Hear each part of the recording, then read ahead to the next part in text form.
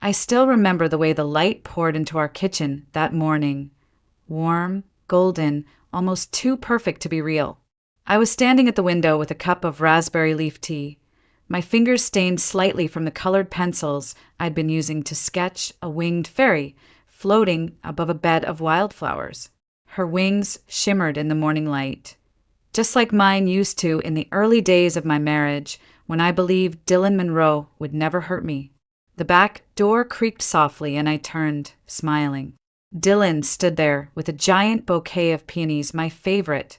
"Happy anniversary, my artist," he said with that disarming smile I'd fallen for years ago. He looked handsome. Crisp shirt rolled to the elbows, hair perfectly styled, cologne subtle but familiar. "You remembered?" I asked, setting down my mug and walking toward him, hand instinctively resting on the curve of my growing belly. How could I forget? 5 years together. 3 of those married. You're the best thing that's ever happened to me. He pulled me into a careful hug, his hand grazing the small of my back before settling on my waist. For a moment, I let myself melt into it. The flowers went into the cut glass vase my grandmother had left me, and their fragrance mixed with the scent of steeping tea. I told myself this was love. This was safe. This was home. I should have known better. That same afternoon, we had our 20-week ultrasound. I remember lying on that crinkly white paper in the cold exam room, Dylan sitting beside me, hand loosely in mine. The ultrasound wand pressed against my belly, and the static-filled hum of the machine echoed softly around us. "Let's see what we've got here," the technician mumbled, eyes narrowing at the screen. I felt my stomach tighten. "Is something wrong?" I asked, trying to lift my head. "Lie back, you're okay," she reassured. Then, with a smile that changed everything, she said, "You're having twins. 2 strong heartbeats. 2 little boys. Twins." For a second, the room froze. I laughed through my tears, looking at Dylan, wanting to see that same joy in his eyes. Instead, I saw a flicker. Just a flicker. His hand in mine had gone cold. "Twins," he repeated. His voice cracked slightly. Wow. That's great. That's really great." He leaned in to kiss my knuckles, but I noticed the tightness in his jaw, the way his smile didn't quite reach his eyes. I wanted to believe it was shock. I needed to believe that, because the alternative, the idea that he wasn't happy about our children, that was too painful to entertain. Still, on the ride home, the silence between us was loud. I kept looking at the printout of the sonogram. 2 tiny forms floating in the darkness, like stars beginning to form. "We'll need a second crib," I said, trying to break the silence. "More diapers, more clothes. We might have to convert your office into the nursery." Dylan braked too hard at a red light, causing my hand to fly protectively over my stomach. "Sorry," he muttered. Wasn't paying attention. Of course he wasn't. "We'll figure it out," he added, but his tone lacked conviction. That's when it hit me. The thing I couldn't admit out loud yet. For the first time in our 3 years of marriage, I didn't know what my husband was really thinking, and that scared me more than anything else. At home, I sat curled in my studio chair, trying to focus on the unfinished illustrations due for a publisher in New York. But my hand trembled every time I picked up a pencil. I looked at the fairy on the page, her tiny hand stretched upward, reaching for something unseen. Maybe I was doing the same. Later that evening, as I lay in bed, Dylan scrolled through his phone, turned away from me. I placed a hand on my stomach, feeling the faintest flutter from inside, like a whisper of life just beginning. I should have felt joy, but all I could feel was distance, and a fear I couldn't shake. The first real crack came 3 days after the ultrasound. Dylan forgot to pick up my prenatal vitamins, not once, but twice. I told myself it was just stress from work, that his new project was overwhelming him. But it was more than that. He was coming home later and later, always with some vague excuse about meetings running long or calls from the West Coast team. He didn't touch my belly the way he used to, didn't talk to the babies, didn't ask me how I was sleeping. And when I brought it up gently, he'd just sigh and say, "Tessa, please don't start." The worst part, I started blaming myself. Maybe I was too emotional, too tired, too consumed with the twins and my deadlines. Maybe I was changing in ways he couldn't understand. Pregnancy had turned my body into something foreign, and maybe that foreignness had extended to my heart. But deep down, I knew better. I knew this wasn't about hormones or stress. This was about something else. Something he wouldn't say out loud. It became obvious when Barbara showed up. Dylan's mother had never liked me. She was always polite on the surface. Too polite, but behind that tight-lipped smile was a quiet disapproval she never tried hard to hide. That day, she rang the doorbell with a box of pastries and that same frozen expression. "You look tired," she said the moment I opened the door. Carrying two must be exhausting.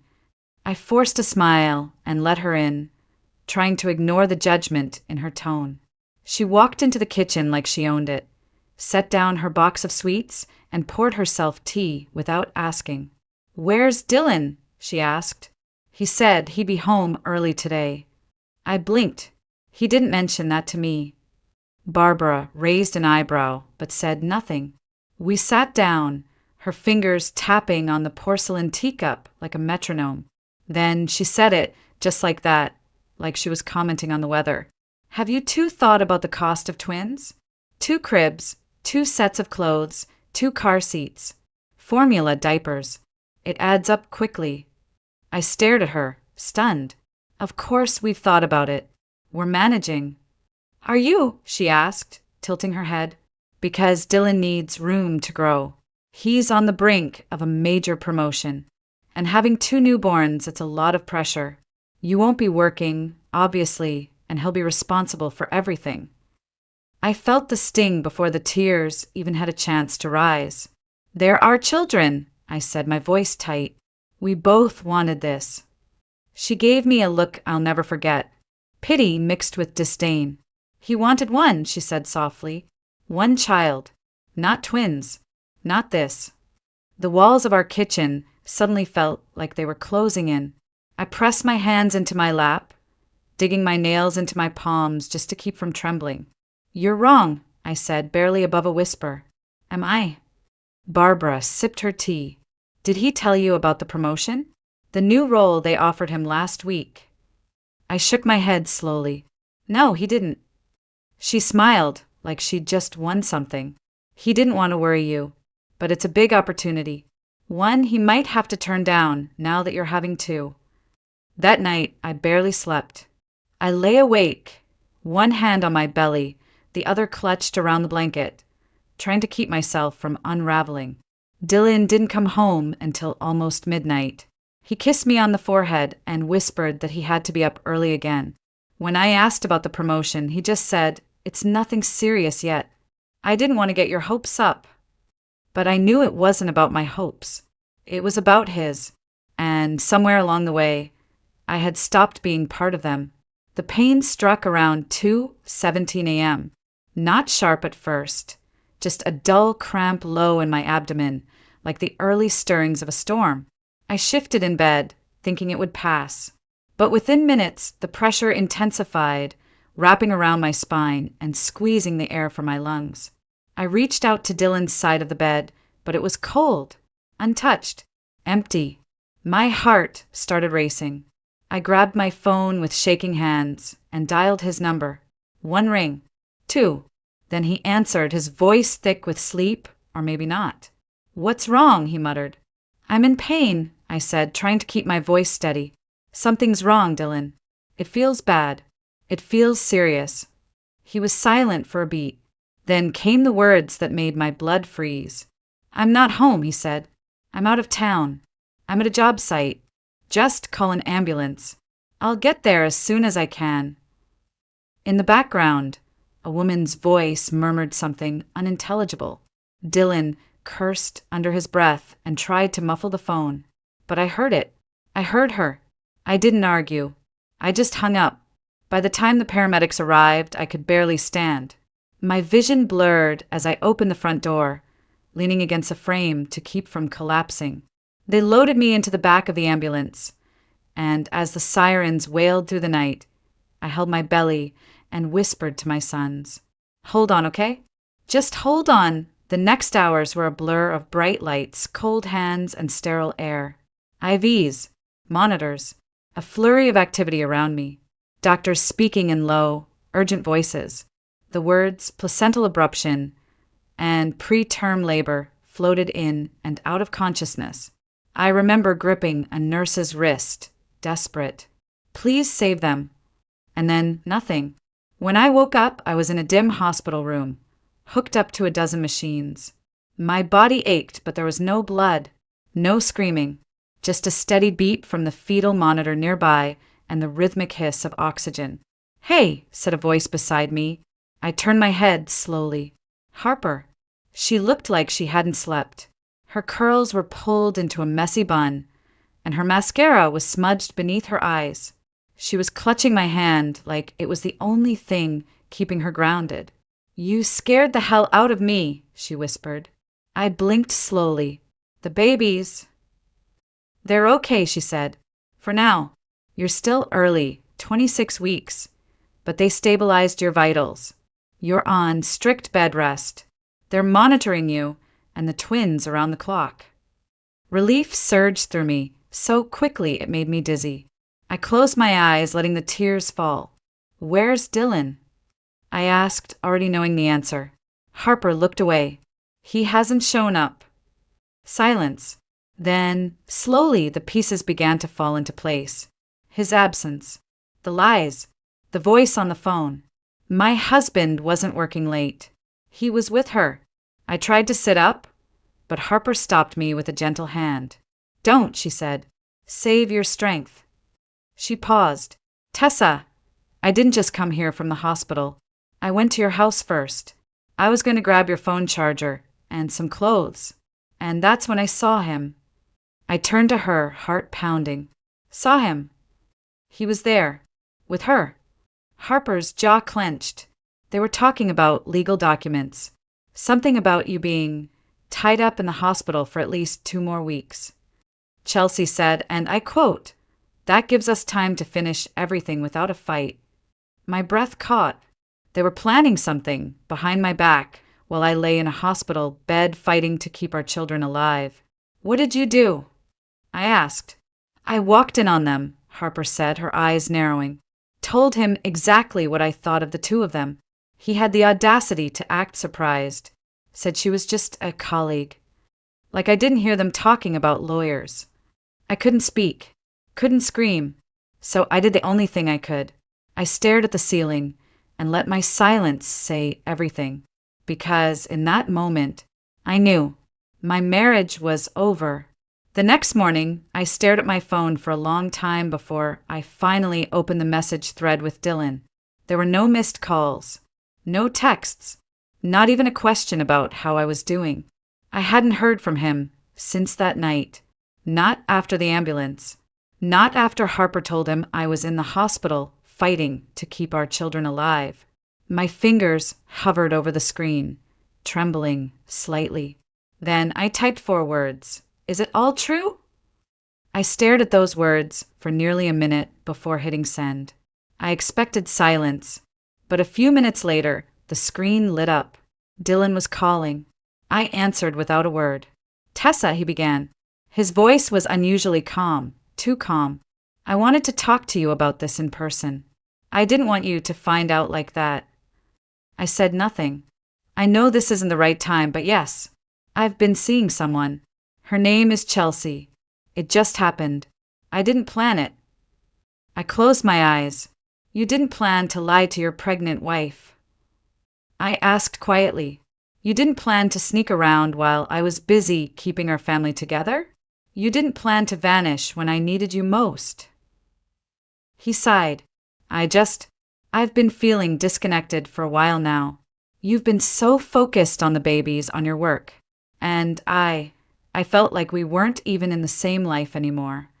I nearly laughed, but the sound caught in my throat. Because I'm growing 2 human beings inside of me, Because I'm exhausted and terrified and still trying to meet deadlines while vomiting into a trash can every morning. You're twisting my words, he snapped, the mask slipping for a second. This is hard for me too. Oh, poor you, I whispered.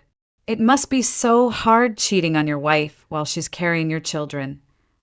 There was a pause. Tessa, I'm filing for divorce. I've already spoken to a lawyer. The words hit like ice water down my spine. I shouldn't have been surprised. Not after what Harper had seen. Not after hearing Chelsea's voice on the phone. But still, something inside me shattered.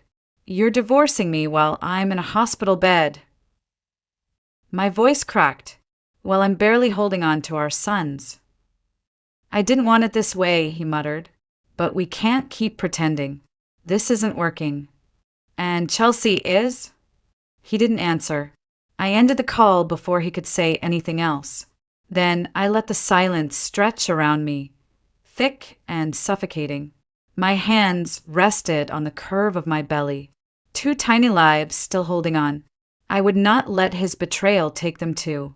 That afternoon, a nurse brought in a new visitor. I turned, expecting Harper or maybe my mom, but it wasn't either. It was Aiden, Dr. Aiden Blake. He was still in scrubs, a light sheen of fatigue on his face. His hair was a little longer than I remembered, a bit messier, but his eyes were the same. Steady, quiet, kind. Hi, he said, a little breathless, like he wasn't sure if he should be there. I blinked at him, stunned. Aiden? What? I work here now. Neurology. I transferred about a month ago. I stared at him, the timing almost too strange to be real. I didn't know you were here, he added quickly. The nurse told me your name was on the roster. I wasn't sure if I should come say hi. But then I heard. I'm sorry. He paused. Are you okay? It was the first time anyone had asked me that without an agenda. No judgment, no blame, just concern. I felt something inside me loosen. No, I said, barely above a whisper. But I will be. He nodded and sat at the foot of the bed, not too close, not too far. Can I do anything? Just stay, I said, for a little while. And he did. No questions, no explanations, just quiet. And for the first time in days, I didn't feel completely alone. The next morning, I woke to the sound of papers rustling. A nurse stood at the foot of my bed, placing a neatly clipped folder onto the tray table. Your husband dropped this off, she said quietly. He asked that it be reviewed today. I stared at the folder like it was a live wire. I didn't touch it. A few minutes later, Harper walked in, coffee in hand, hair pulled back like she hadn't slept. Her eyes dropped to the papers immediately. What's that? Divorce papers, I said, my voice flat. Apparently, he wants to settle everything amicably. She set the coffee down with a hard thud. He wants you to sign divorce papers while you're lying here trying to keep his children alive. I gave a bitter smile. Timing's never been his strong suit. Before either of us could say more, the door opened again, and in walked Dylan. He looked polished, like he always did for meetings, clean shave, tailored jacket, expensive cologne. Beside him was a tall man in a dark suit carrying a briefcase. His lawyer. Dylan gave me a nod that was far too casual for the situation. Tessa, I figured it would be best to handle this now, while there's time. I didn't say a word. The lawyer, some well-groomed man who introduced himself as Evan Caldwell, opened his folder and began talking as if this were a corporate transaction. We've prepared a preliminary agreement. It's straightforward. The condo stays in your name. Dylan will pay child support. We've even included a one-time supplemental payment to cover initial expenses for the twins. I glanced at Harper. Her jaw was clenched so tight I thought she might explode. Evan continued, flipping pages like he was discussing weekend plans. This arrangement allows both parties to move forward quickly and without additional emotional strain. Emotional strain. I almost laughed. When he finished, Dylan looked at me expectant. I thought this was fair. We can both move on cleanly. I stared at the document for a long moment. Then, slowly, I pushed it back toward him. No, I said. Dylan blinked. What? I said no. My voice was calm, but something in it startled even me. I'm not signing anything. Not today. Not while I'm hooked up to fetal monitors, praying my sons survive. He shifted, clearly annoyed. Tessa, come on. There's no point dragging this out. No, I repeated, firmer this time. You don't get to come in here with your lawyer and your clean break plan while I'm still bleeding from what you've done. You want to move on? Fine, but not on your terms. I saw his jaw tighten. You always make things harder than they need to be. And you always choose what's easy, I snapped, including walking away from your family. Evan tried to step in again, but Harper raised a hand. You should both leave. Now. I'm trying to be reasonable, Dylan muttered. Then be reasonable somewhere else, I said. Because the woman you're talking to, the one who used to bend and apologize and smooth things over for you, she's gone. There was a long silence. Finally, Dylan stood. We'll revisit this after the twins are born. Do that, I said. And bring your best lawyer, because I'm bringing mine. They left without another word. When the door closed, Harper let out a breath she'd clearly been holding. Tessa, you were incredible. I didn't feel incredible. I felt hollow. But beneath the hollow there was steel. Later that evening, Aiden stopped by. He didn't ask questions, didn't mention Dylan or the papers. Instead, he brought a soft, leather-bound sketchbook and a set of pencils. I thought you might need a way to breathe, he said. I turned the pages slowly, fingers grazing the blank sheets. My eyes burned. It's been a long time, I murmured. Then it's time again, he said. And somehow, I believed him. It happened the next night. 1 minute, I was sketching in bed. Something soft and loose, the outline of 2 tiny hands reaching toward each other. And the next, a sharp, searing pain knife through my abdomen. I froze. The pencil slipped from my hand. The sketchbook tumbled to the floor. Then the second wave came, stronger, meaner. It pulled the air from my lungs and left me gasping. I fumbled for the call button, but my hands weren't steady enough. Everything inside me screamed something was wrong. A nurse burst in less than 30 seconds later, followed by 2 more. I couldn't make out what they were saying, but I heard the urgency in their voices, felt the cold sting of a monitor being slapped onto my belly, the whoosh of the oxygen mask before it covered my face. Tessa, someone said close to my ear. Try to breathe. We're seeing significant contractions. We need to act quickly. My world tilted sideways. They rolled me into a different room. The ceiling lights passed above in blinding flashes as I stared upward, willing myself not to fall apart. But my body didn't listen. My hands trembled uncontrollably. My vision swam. I thought of the twins. I thought of how they'd never see the nursery I'd planned, or the storybooks I'd picked out. I thought of Dylan, not because I missed him, but because he wasn't here. He chose to leave, and now I was left fighting alone. Suddenly, a familiar voice broke through the chaos. I'm here, Tessa. It's me, Aiden. I turned my head weakly and saw him in surgical scrubs, his expression all focus and quiet fire. He took my hand, warm and grounding. You're not alone. We're going to do everything we can. But you have to stay calm, okay? The babies need you. I couldn't speak, but I held on tighter. There was shouting. Someone mentioned blood pressure. Another voice called out heart rates, 1 for each baby. Then I heard it. Baby B is in distress. We need to prep for emergency cesarean now. Aiden didn't flinch. Tessa, he said, bending down, his face inches from mine. Look at me. Breathe with me. Just like this. And somehow, between the fear and the pain, I did.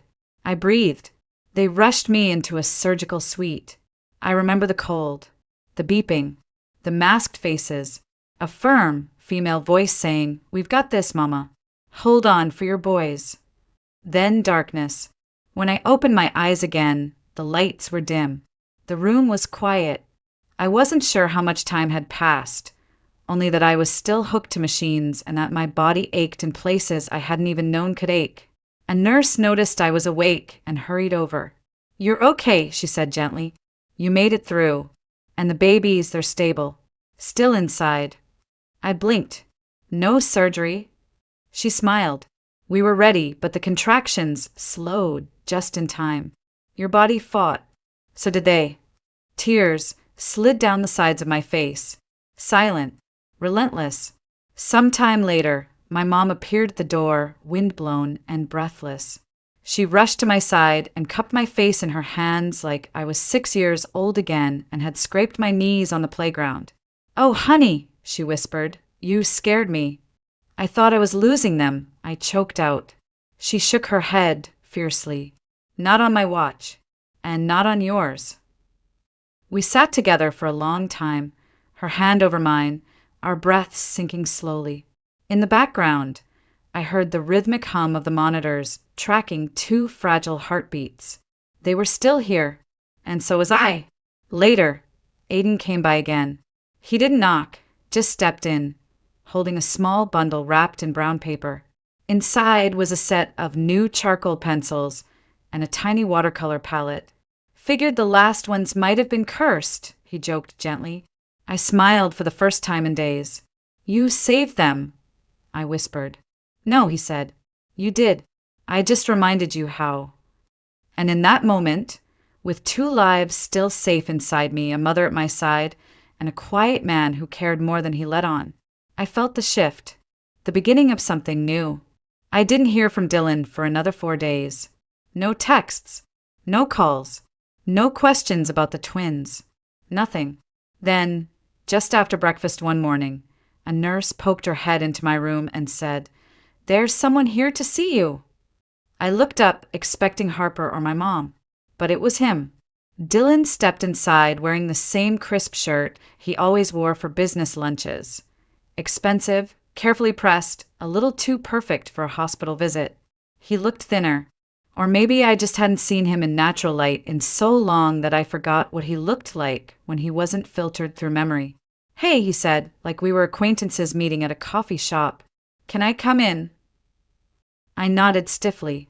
"You already are." He lingered near the door, awkward, like he knew he didn't belong here. "I've been thinking," he said, "about everything. About what I said. About how I left things." I didn't respond. "I'm not here to fight," he added quickly. I wanted to say I'm sorry." That word, sorry, hung in the air between us like smoke. Late, thin, weightless. "Are you sorry you cheated?" I asked quietly. "Or sorry it didn't work out with her?" His eyes flinched. "Chelsea left. She said she wasn't ready for kids. Or responsibility. She went back to LA last week." "Of course she did," I said softly. "I just thought, maybe we could try again. For the boys." I looked at him, really looked. At the man I once trusted with my whole heart. The man who ghosted his pregnant wife in a hospital bed. Who handed her divorce papers while she was on bed rest. Who vanished when things got hard. And I realized something I hadn't fully admitted before. I was done. "We can co-parent," I said carefully. "We can figure that out. But there is no us anymore, Dylan. I don't want to rebuild what we had. Because what we had died the moment you walked away." He looked like he wanted to argue, but then he just nodded slowly. "I deserve that." "Yes," I said. "You do." He left shortly after, mumbling something about checking in with his lawyer. I didn't watch him go. I didn't cry either. Instead, I picked up the sketchbook Aiden had given me. The page was still blank. I pressed a pencil to the paper and drew 2 small feet. One curled, one stretched, as if they were kicking gently from within. That night, Harper returned with a small canvas bag and a mischievous smile. "What did you do?" I asked. "Nothing terrible," she grinned. "I just happened to send your high school portfolio to Summit Hill Gallery. You know, the one in downtown Denver." My eyes widened. "Harper, they loved it," she said, cutting me off. "They want to meet you after you're discharged." Said your early work has raw emotional texture, whatever that means. I didn't know whether to laugh or cry. Maybe both. You always said you'd get back to painting someday, she added. Why not now? The next morning, Aiden came in during rounds. He glanced at the sketch on my lap and smiled. You're drawing again. I nodded. Trying. His eyes met mine.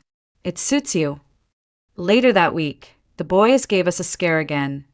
Nothing major, but enough to keep me in the hospital for 2 more weeks. I didn't mind.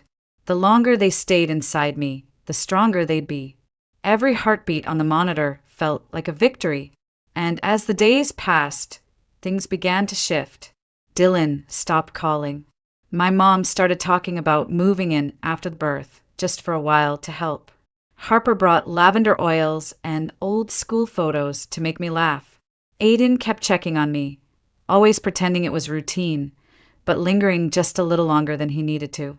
One evening, I caught him standing at the window, watching the sky turn purple over the mountains. When he turned, his expression was quiet, full of something I didn't have a name for yet. You've changed, he said. So have you. He walked over and handed me a small envelope. This came for you. Inside was an invitation, an official one from the Summit Hill Art Collective. They wanted me to be part of their fall showcase. I stared at the paper, barely able to breathe. It felt unreal, unreachable. A year ago, I was just a wife who drew in the margins of grocery lists. Now, I was something else. A mother, a survivor, and maybe, just maybe, an artist again.